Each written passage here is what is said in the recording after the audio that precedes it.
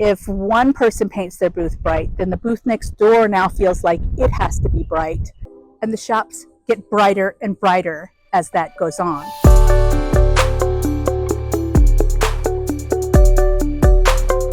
So if you are building or maintaining a Renaissance festival, managing a Renaissance festival, and you do not already have rules in place for what colors are allowable for the buildings or even what those shapes need to be looking like, then what's allowable on your site is going to change every time your office staffing changes, because the people that are managing that didn't necessarily come from a world where any of the design rules of a Renaissance park make any sense to them at all.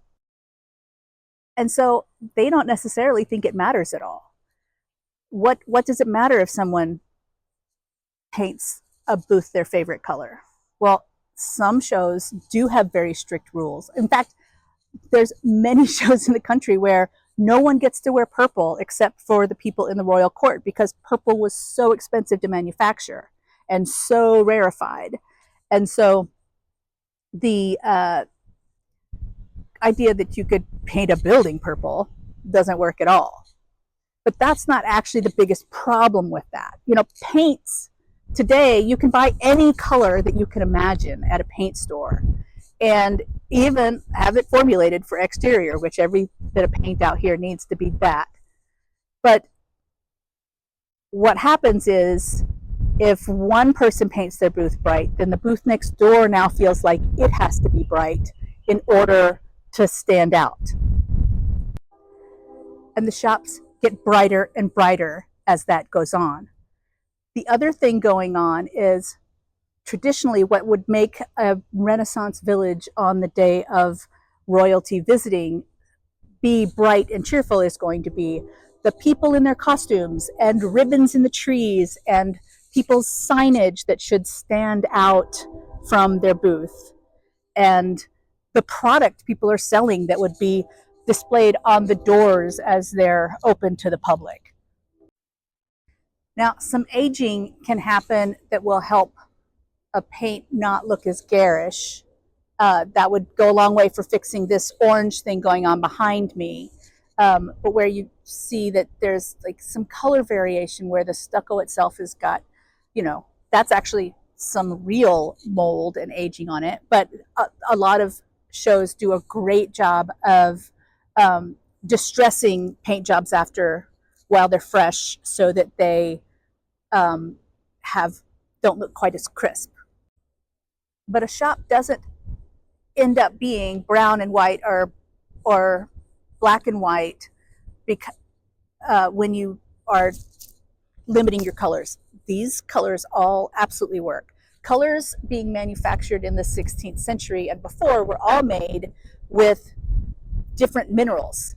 And so you can kind of take any color in the rainbow and add some dirt to it and get pretty close to something that would be a workable color.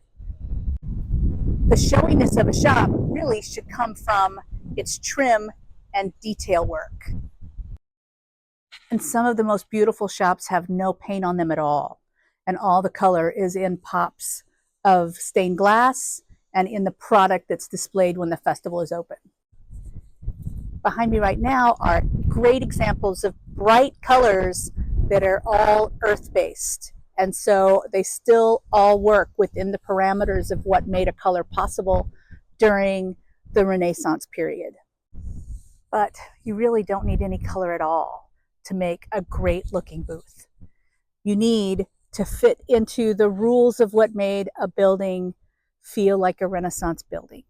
In the Renaissance, craftspersons all lived above their business. Their bottom floors would open up to the public, and above it would be lodging.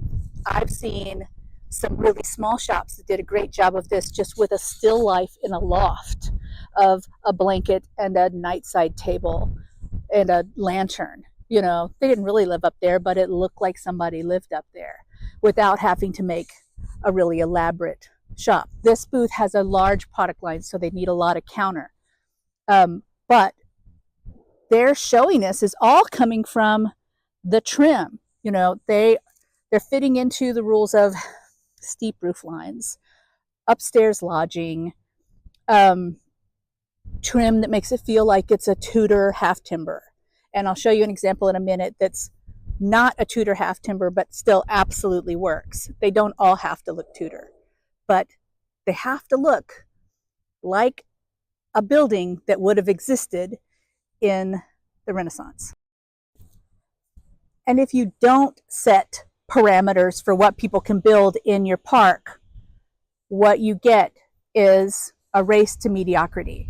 Because if they don't know what makes a building look Renaissance, they don't actually know how to fake it.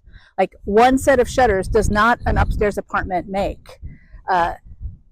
1 foot of shingles on the front of a square box does not an upper roof, does not imply an actual roof. So the problem with this, especially if your office staff is not well informed, doesn't know what makes a building look Renaissance, doesn't know what colors make a building look Renaissance, then what'll happen is your vendors, who are going to get like 17 days a year to sell out of this shop, when they are looking for what they can build on your site, they're going to walk your site. And if they find a big square box with some shutters glued on the front, that's what they're going to turn in, because that's the cheapest building they see out there. And this could be fixed. This could be fixed with a facade. You know, give it a forward-facing dormer and some roof that fills all the sight lines, because it's easy to see that there's nothing behind this little edge from many places within the park. And another 2 sets of dormers even. Maybe one that's open or blowing around, or some window boxes. There's a lot of things to do that would fix this box and make it look like a Renaissance booth. But that wasn't required of them. And since it wasn't required of them, they didn't spend the money. So if you're trying to build a beautiful park, you're going to have to set some parameters. And if you've been to, I mean, there are some really beautiful parks in the country, and there are some of my favorite buildings in the country are on this site. But this site changes management pretty regularly, and because it does, the folks moving through those positions that are interacting with crafters have been hired for their ability with contracts, or their their ability to build and maintain vendor relations. I mean, some of these people have been some of my favorite vendor coordinators, but they were never given the parameters to which they had to hold people. Some shows have an artistic director, and that's their job. Some sites, it's the site manager that's in charge of that. But in all cases, the festival itself has to decide what their parameters are. And to be clear, everything doesn't have to look Tudor. This looks Mediterranean. This shop does a great job of having a pretty neutral color scheme. But if you can see the color swatches right there, this is a Sky Chairs booth.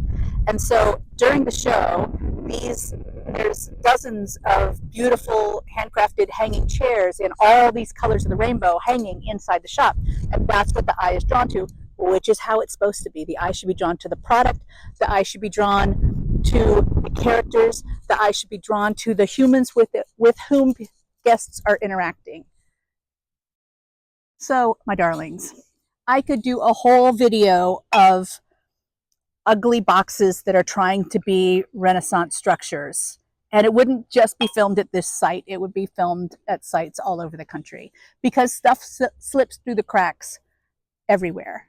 Unless there is a handout to which everyone refers. So your park needs to have building covenants. And whether those are based on my handout that I made for builders and crafters, or you decide you need a bespoke set of your own, all that's doable. I also have a color guide that craft directors in the country are already using, that lets people know here are the parameters. And it just helps keep up your standards. Everybody wants to have a beautiful park. I'm here to help. Hope you have a great day.